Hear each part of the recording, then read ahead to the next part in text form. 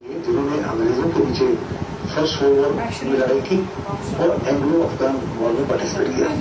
लेकिन आजादी के बाद से लेकर अब तक करीब 21,000 भारतीय सैनिक अलग अलग युद्ध और ऑपरेशन में शहीद हो चुके हैं, लेकिन देश में उनके लिए अपना कोई राष्ट्रीय युद्ध स्मारक अभी तक नहीं बन पाया है। अब जब प्रधानमंत्री नरेंद्र मोदी ने राष्ट्रीय युद्ध स्मारक बनाने की घोषणा की है तो सेना में एक नया जोश आ गया है और नए युद्ध स्मारक को बनाने को लेकर तैयारियां जोरों शोरों से शुरू हो गई है। वीर शहीदों की याद में ये national war memorial India gate के बेहद करीब बनाया जाएगा।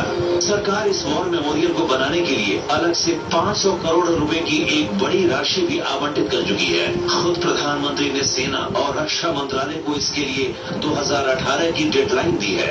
वॉर मेमोरियल के साथ साथ वॉर म्यूजियम भी बनाया जाना है। ये म्यूजियम इंडिया गेट के करीब 15 एकड़ में फैले प्रिंसेस पार्क में बनाया जाएगा।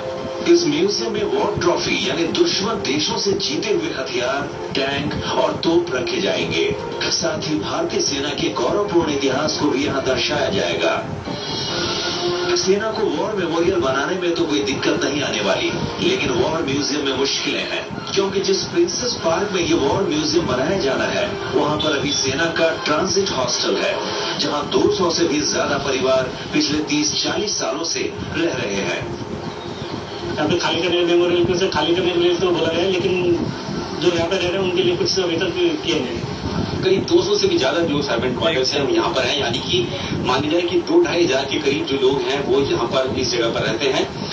जो सरकार ने जब से ये प्रपोजल आया है कि यहाँ पर जो युद्ध स्मारक बनेगा, म्यूजियम बनेगा, उसके बाद से जो ऑफिसर्स जो क्वार्टर्स हैं वो तो खाली करा दिए गए हैं, लेकिन जो सर्वेंट क्वार्टर्स हैं उनको अभी तक नहीं खाली करवाया गया है। और यहाँ पर जो रहने वाले लोग हैं जो यहाँ पर काम करते थे इस प्रिंसेस पार्क में अधिकारियों के क्वार्टर्स में, उनके लिए सबसे बड़ी मुश्किल यही, अब इनके लिए सबसे मुश्किल जो घड़ी है वो ये है कि अब इनको यहाँ से जाना पड़ेगा। 2-2, 3-3 इनकी जो पीढ़ियां यहाँ पर रही थी और उसके अलावा जो उनका रोजगार है वो अभी इनको नहीं मिल पाएगा जिस तरह से यहाँ पर वो काम करते थे। तो अब सरकार से इन लोगों की यही दरख्वास्त है कि इनके लिए भी, इनके पुनर्वास के लिए और इनके रोजगार के लिए कोई और विकल्प सोचे।